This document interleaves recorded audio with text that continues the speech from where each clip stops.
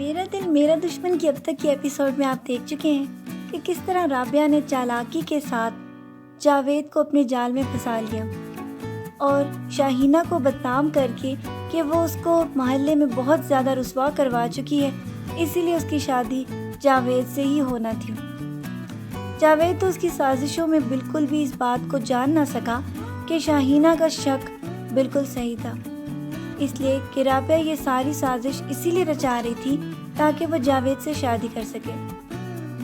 شاہینہ تو اب اس بات کے اوپر ٹھن جائے گی کہ کسی طرح وہ رابعہ کو گھر سے باہر نکال دے، اسی لیے وہ بھی جادو ٹونے کا سہارا لینے والی ہے۔ آپ یہ دیکھتے چلے آ رہے ہیں کہ شاہینہ نے جس طرح مائرہ کی زندگی برباد کی اور اس کے بعد اس کی والدہ کو اذیتیں دے دے کر مارا، اب باری اس کی ہے اور وہ ساتھ ہی ساتھ اپنا ذہنی توازن بھی کھوتی چلی جائے گی، کیونکہ جو کچھ وہ لوگوں کے ساتھ کرتی چلی آئی تھی اب اس کے ساتھ برا ہونے کا وقت ہے۔ اسی لیے جاوید اس کی کسی بھی بات کے اوپر اب کان نہیں دھرے گا اور اس کے ساتھ تعلقات بہت زیادہ خراب ہوتے چلے جائیں گے، اور آپ یہ دیکھیں گے کہ جو برا کرتا ہے اس کے ساتھ آگے برا ہی ہوتا ہے۔ علی تو اب اس بات کے اوپر بہت زیادہ خوش ہے کہ اس کو صوفیہ جیسی لڑکی مل چکی ہے، جو کہ اس کو نہ صرف اچھا فیوچر دے سکتی ہے بلکہ وہ اس کی مشکلیں بھی آسان کرتی چلی آ رہی ہے۔ صوفیہ آگے کیا کرنے والی ہے یہ تو آپ کو نیکسٹ ایپیسوڈ میں ہی پتہ چلے گا،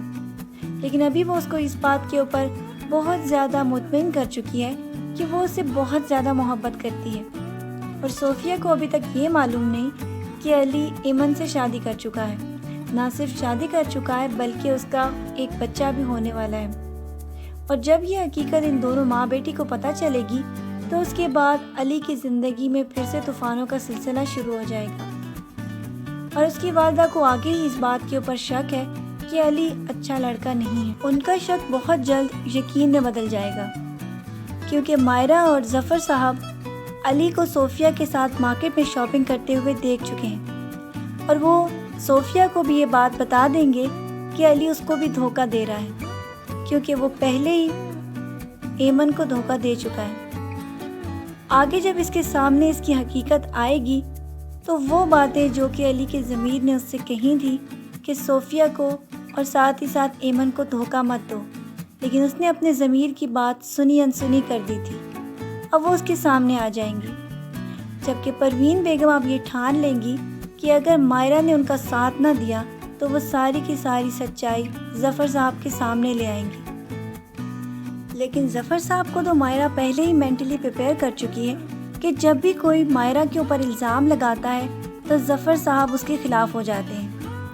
اسی لیے وہ گلٹ کا شکار ہو کر اب یہ فیصلہ کر لیں گے کہ چاہے کوئی بھی مائرہ کے بارے میں کچھ بھی کہے وہ اس کی بات کا یقین نہیں کریں گے، وہ تو صرف اور صرف یقین کریں گے تو مائرہ کا۔ اسی لیے مائرہ تو اب بہت زیادہ کانفیڈنٹ ہے کہ اگر پروین بیگم اس کی سچائی ظفر صاحب کے سامنے بھی لے آئے تو وہ ضرور اس کا ساتھ دیں گے۔ آگے شامیر بھی اس کو یہ بات کا یقین دلا چکا ہے کہ اگر یہ راز کھلتا ہے تو وہ سارا کا سارا الزام اپنے سر پر لے لے گا۔ کیا مائرہ کی زندگی میں اسی طرح طوفان چلتے رہیں گے یا مائرہ کی زندگی میں کبھی سکون بھی آئے گا؟ آپ کو کیا لگتا ہے؟ اپنی رائے سے ہمیں ضرور آگاہ کیجیے گا کہ آگے مائرہ کی زندگی میں طوفان آنے والے ہیں یا اس کی زندگی اب سے خوشیوں سے بھر جانے والی ہے۔ اپنا ڈھیر سارا خیال رکھیے گا بہت ساری دعاؤں کے ساتھ۔ اللہ حافظ۔